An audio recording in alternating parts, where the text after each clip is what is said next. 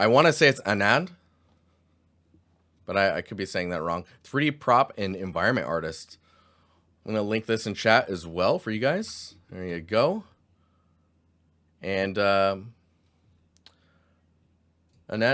answered some questions. So it's the same questions.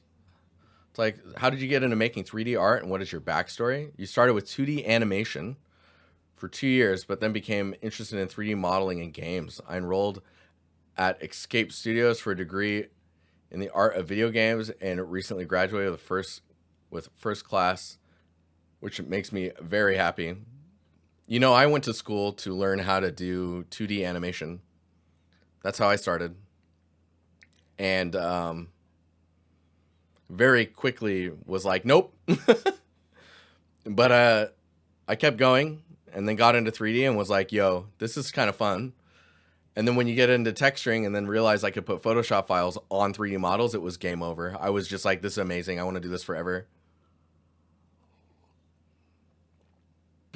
So what or where do you want to go? I want to work in video games or in the VFX industry, either in a big studio or a small indie one. My dream job is to create beautiful 3D environments and props that enhance the gaming experience. What specifically are you looking to get feedback on? I want feedback to make my portfolio perfect for getting into the industry and landing a job as a 3D environment artist. Please point out areas that where I can improve that I might not have noticed and what areas I can add. And finally, what are you working on? I'm working on a personal project that involves creating a robot, hard surface modeling, and foliage, which are areas where my portfolio needs improvement. Meanwhile, I'm also applying for game-related jobs. Right. Oh, man, you got Editor's Choice on Rookies. That's cool, man. Excellence Award. Very nice. So, right off the bat, I love the consistency of the presentation of your thumbnails. Very strong. Very consistent, easy to read, easy to understand what I'm looking at. Oh, interesting. That's the photogrammetry. Okay. So let's see here. Artstation challenge, personal projects, Escape Studios. So we've got 5 pieces from Escape Studios. I'm just gonna kind of dig through a little bit of them and just kind of see where you're at. So this is last year. This is quite a large environment. It was our first group project. Okay, second year. Nice. Linking all the people involved. Very cool, very cool. This looks like a lot of work. A lot of work.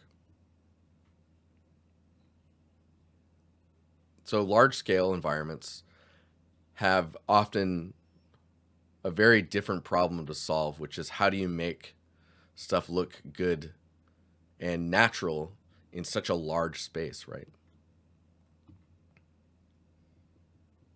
Like this surface here, it's hard to understand what it is until you look at it long enough. What you want to do when you're dealing with surfaces, especially ones that end up being so large or taking up so much of the screen, is to really try and tell me what it is as quickly as possible.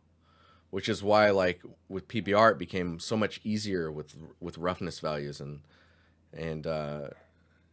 metalness. So with this, I think it's overcomplicating itself surface-wise. I don't know if this is what a piece that you worked on, but the surface is hard to understand because there's so much going on top of it that you don't normally see in an area that's as like quote unquote clean as this. Right, so it feels like it's dirtier than it's supposed to be, and it's only until I see this normal information and like this seam here that I start to understand that, oh, this might be like a tarp or like some type of plastic covering. Oh, some shader work. Team Shark Tank, dude, I love it. Nice. Nice.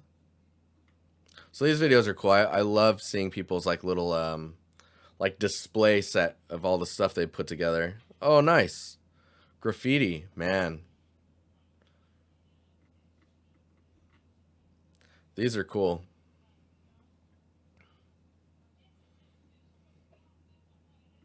Asset zoo. That's what you call them. I call them gyms or like prop gyms. But an asset zoo, I mean, hell yeah, I'm down. So this one's pretty cool. I won't gauge group projects too much.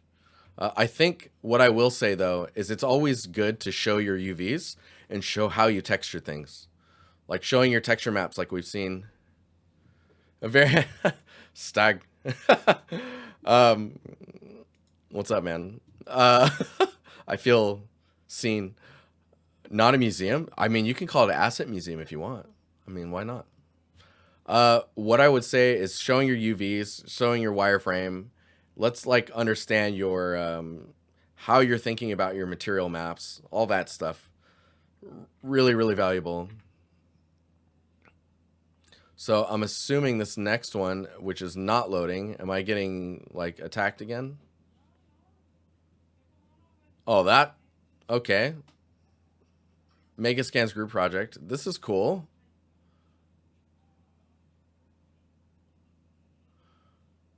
First year group project at Escape Studios. My role in this project was set dressing in the wooden bridge. Set dressing of the wooden bridge using Quixel Megascans assets and the Unreal Marketplace to create the bridge, a wooden flooring. I used wooden tiles and arranged them uniquely to tell a story, and then also created the blue shield. Man, this is cool.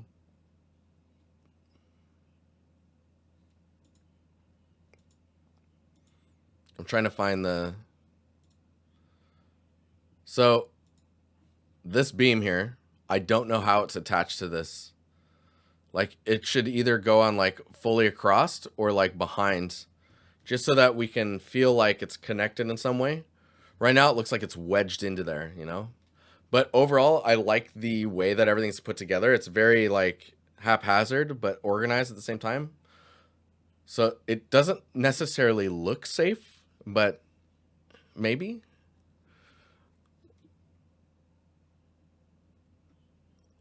Yeah, this is cool. There's a lot of you did a lot of work when it came to like telling a story and adding a bit of character to the bridge itself.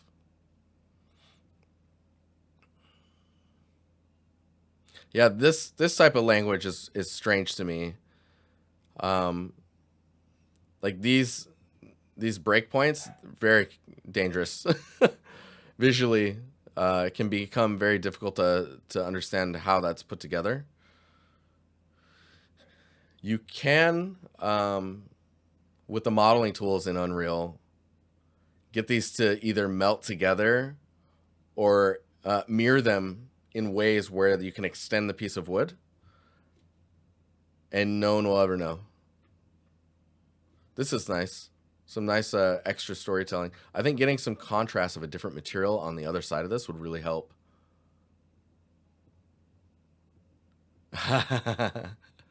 Yeah, violations for days. Very dangerous. Oh, it's totally stable. Trust me. Dude, look at that floor too. So with the decals, I can see that there's some decal projections where the edge is like projecting straight down. And you just want to make sure that in these presentations that if you're seeing it from that angle, to just tilt the projection that way it doesn't stretch straight down in that exact case. Overall looks really really cool though. I think it'd be really beneficial to be able to blur out the backdrop there. Let me switch to this and we'll get Photoshop up real quick. I will show you, as long as Photoshop thinks it can understand the depth. If it can't, then I can't show you. Give me 2 seconds here. Has it been 2 seconds? Oh God. Okay. So here we are. I'm just gonna go to filters and cheat a little bit. Where the heck did it go? Neural filters. There we go. Just gonna turn this on, and we're gonna go to depth blur, and it's processing. Oh no, the camera froze. All right, well, there's that. We gone. Okay, so what you can do is like eyedrop these these locations. Oh wow, it's doing a really good job. Okay, pretty good job. So let's click this front beam, and let's just like focal range. Let's shift this a little bit so it's not like you're not losing the whole bridge. Focal distance, remove points. So if we can get you to like focus at something like maybe here, and then the range we like, oh man, this is kind of difficult. But I think you understand what we're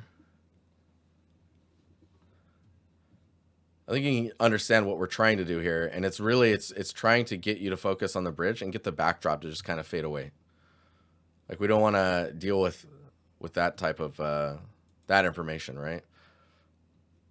The other thing, let's see what else is going on in here. So there's a little bit of like a washed feel with this scene.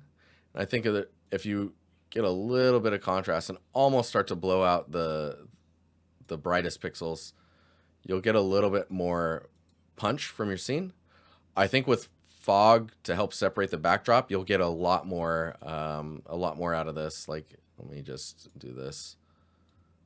Okay, that didn't work very well. That's it's awesome. Let's see if we can't. No, you're not gonna help me. Come on. I feel like it's gotten more picky. I don't know if you're feeling that, but let's just take that back area there, and we'll just grab this.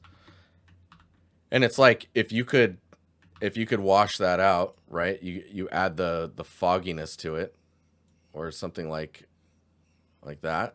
You start to get this distance naturally in the space, and now all of a sudden your bridge will come up closer to you, more forward, and that'll really help with understanding your space a bit more.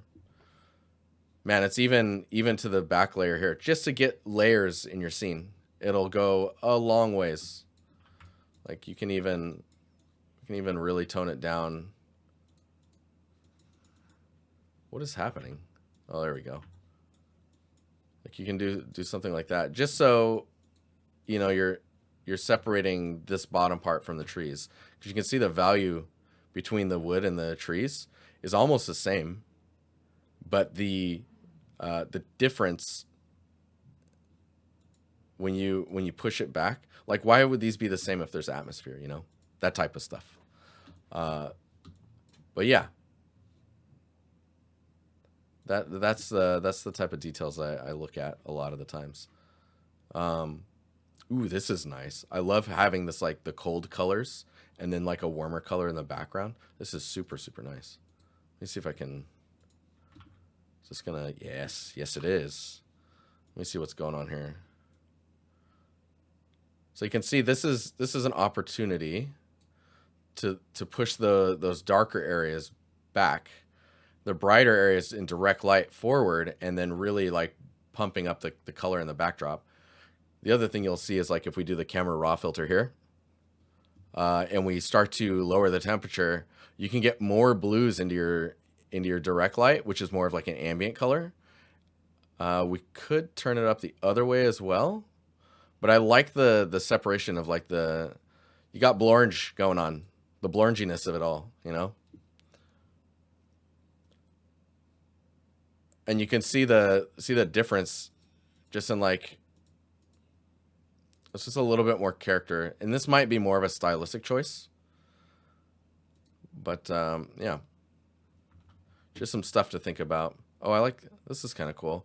There's clipping that's happening in places that I'm like, no. And then more of the stretching of decals. But let's look at some of your stuff that's not group related. I think it's cool that you've got photogrammetry stuff in here, but it's interesting because for me, good photogrammetry just reads as like, all right, that looks good, and then that's it. You know, I'm not really like, oh yeah, you did some ZBrush cleanup. Nice. Kind of got rid of some of the scan noise.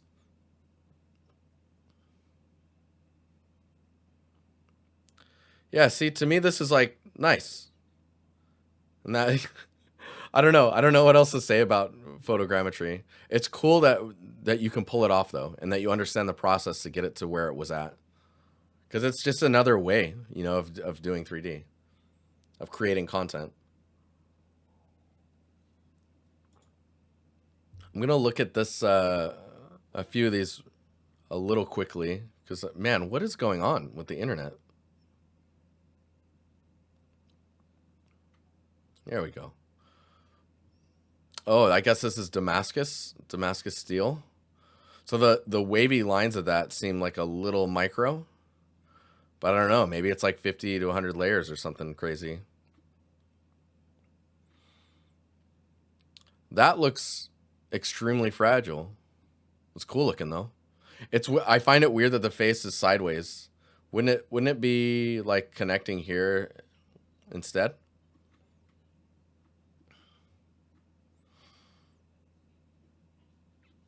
Either way, this is cool.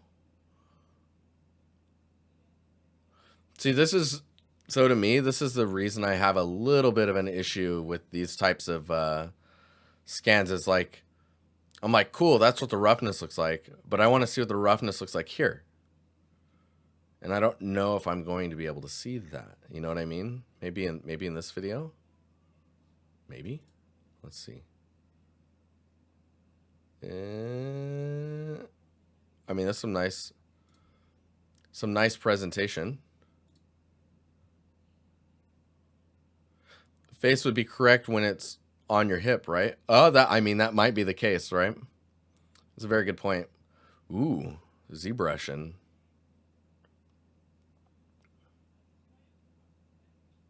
Oh, that's cool. Man, that is some work.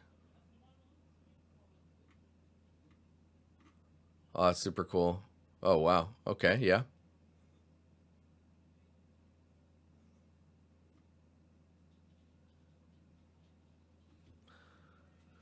But yeah, I mean, this looks cool.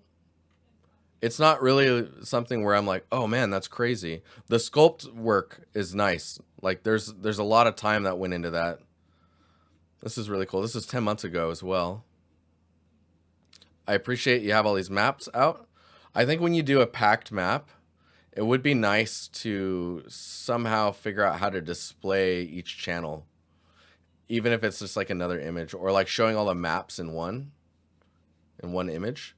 That way it's not this, it's about looking at the maps, right? Because here I'm like, okay, am I supposed to be looking at the poly count? I can't really see how the UVs were. I can kind of see how they're laid out, but I'm wondering like, okay, maybe if this was higher res, that would help. Seeing the wireframe of everything on its own would be good. Then the poly count and maybe all of the texture maps, including the packed masks, being separated onto a single image. Maybe that's a better use of the space. That way we can see these higher res. We can understand each of your channels a little better. And then also see your wireframe a little bit closer and how you're UV packing. One thing I can say with this, if you're ever like, okay, I need to understand what's here, you can zoom in on this. Of course, if it's higher res, that's going to be better, right? But you could go to channels and you could sneak your way through this way, right? Because that's all it is. So this looks like it's the roughness. This looks like ambient occlusion maybe. And this looks like metallic, I'm assuming. But that's one way to do it. But not everyone's going to have Photoshop, or want to take the time to skim through those. They'll look at this and go, oh, okay, this person understands how to pack channels, and that's that. That's all they'll really get out of it. Whereas, like, it's probably more valuable to see how much you understand your roughness and metallic maps. But yeah, super nice. Super, super nice. Let's, I think the environment I wanted to look at, dude, this is so slow. What is going on here? I really wanted to look at this. The Cozy Otter.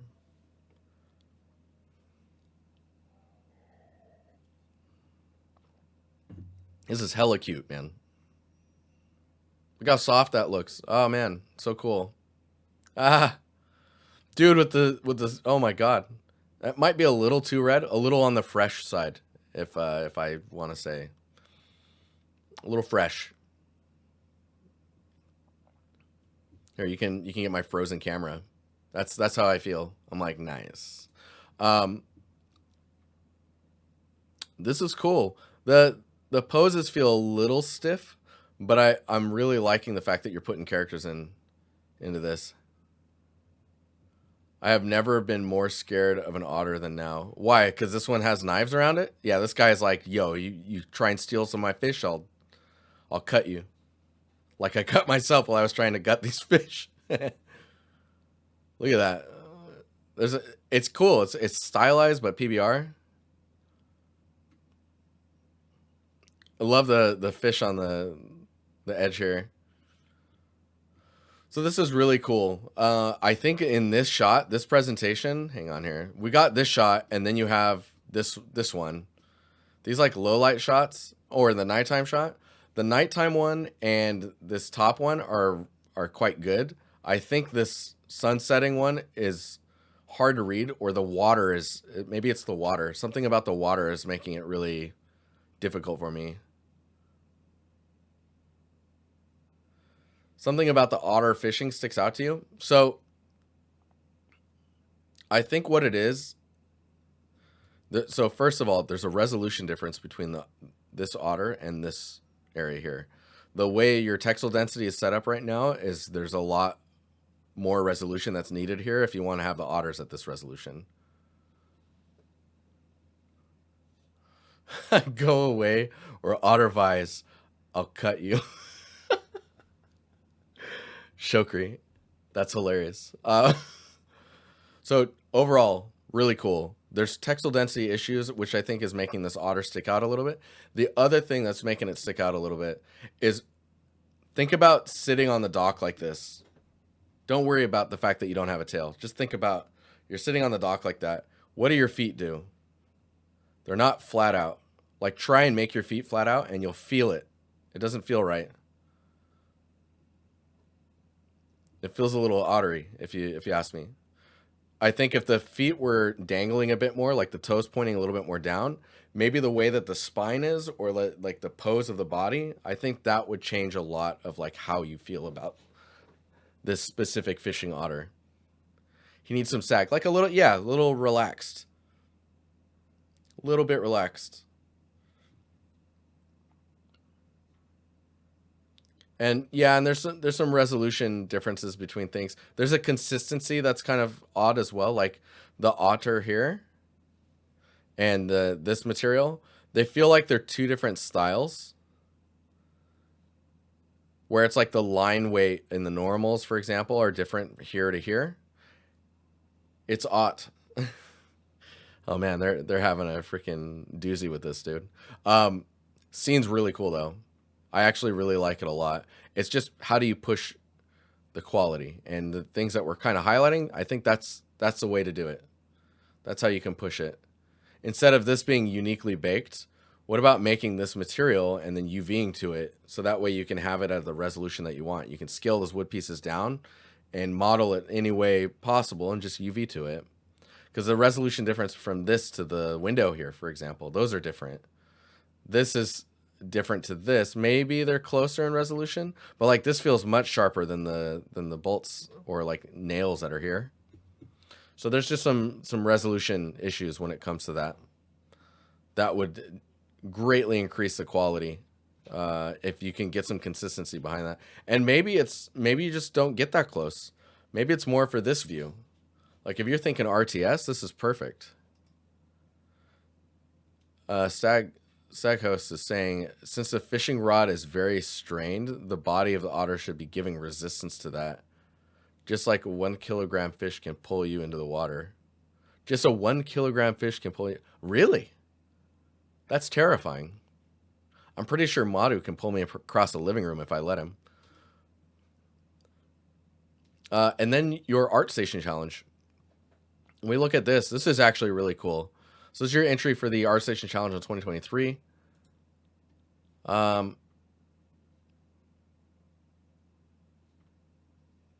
Yeah, this is rad.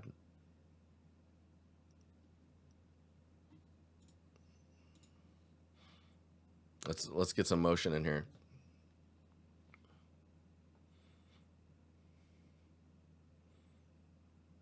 So I'd say the only thing that's kind of a downside is I know you're using particles for the fish, so you can see them popping away.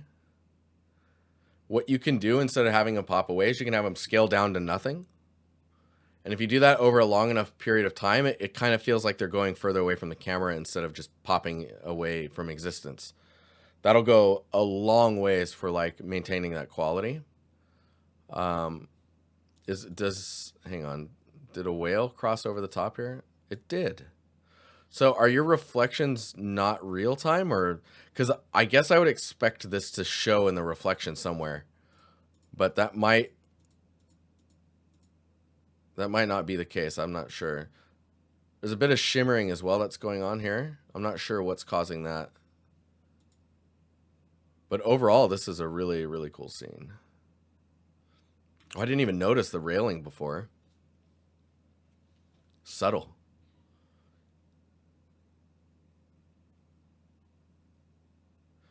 Stag, yeah.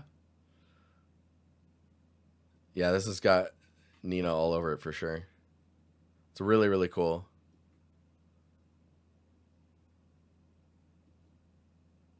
Yeah, the way you're rendering these is really nice as well. Like what you're showing.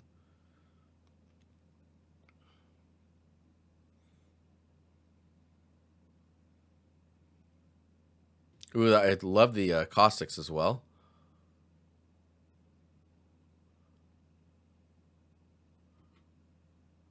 Oh, this is nice also.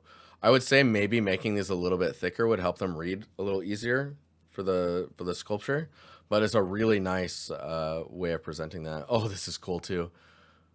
Dude, the eye of fear. So these do feel a little stone-like. It would probably be worthwhile to kind of get the scale feeling to work for you.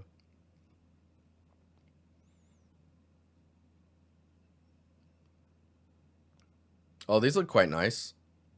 I love this. This is very like a very cool style. Handful of materials. Awesome water.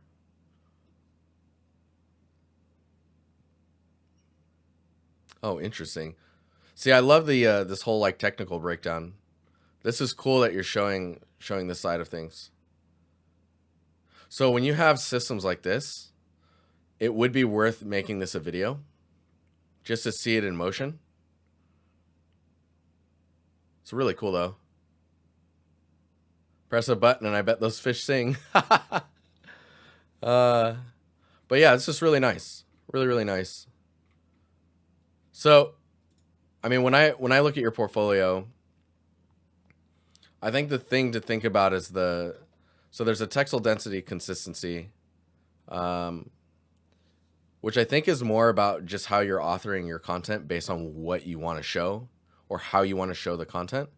If the resolution, like for this otter scene, for example, is like it's too low res to get the camera this close. If you want it to be this close, you need to approach the way you're texturing these assets a little differently. You can do sculpts and maybe like tileable materials on top of it. But you can see the resolution of like the fish here, for example, versus the resolution of the table. It's just a little soft by comparison of the rest of the scene. So thinking about your textile density and a consistency of the way your surfaces look from asset to asset and how they look next to each other or within the same scene. Your Artstation challenge definitely shows that you've gotten a little bit better at that. And then there's just the extra layer of details to be double checking, like the stuff we were pointing out here. So you get the movement of the fish down. That's really cool. Making sure that they don't pop away kind of breaks the illusion. And getting them to like, I don't know, scale down to nothing is going to give you a more consistent look. Where your caustics are at, I'm not sure where it's coming from. I guess because usually caustics are coming from above, right? Or they're above in this scenario, but if the water was down here, then it would be below.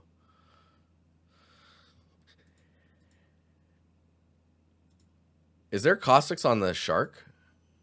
There is. That's cool. Or at least it looks like there's something going on there. The speed at which the shark is moving versus the motion of the shark feels like they're a bit disconnected. So that's something as well to keep in mind. Like it looks like it's moving across the screen faster than it's actually able to based off of the movement it's doing. But yeah, this one is probably the most consistent and strongest piece you've made so far. This was 3 months ago, so I think you're making big improvements. Yeah, I think it's just a matter of consistency of textile density and the finer details, getting like the reflection on the surface there with the whale passing over. I think it'd be great to see that in the reflection. Maybe you go for like the contrast of the floor not being too shiny, but maybe around the edges it's a little damp. Something like that. That could be nice as well. But yeah, it's a really nice portfolio and you have some really nice quality work in here. I appreciate the fact that you've got group projects in here and you're labeling them as group projects just from the outset. I think it's materials and consistency of your work. That's what to focus on. I think the variety of what you have in here is really nice. I agree with the stuff you're working on now. Right now, you're saying you're working in a robot for hard surface modeling, and then you're also doing foliage. I would suggest maybe splitting those into 2 separate projects. That way, you're not like battling on 2 fronts, and you'll be in a better spot or like an easier spot where you can move forward and complete one and then work on the next one. But yeah, very cool. Now back to my frozen camera.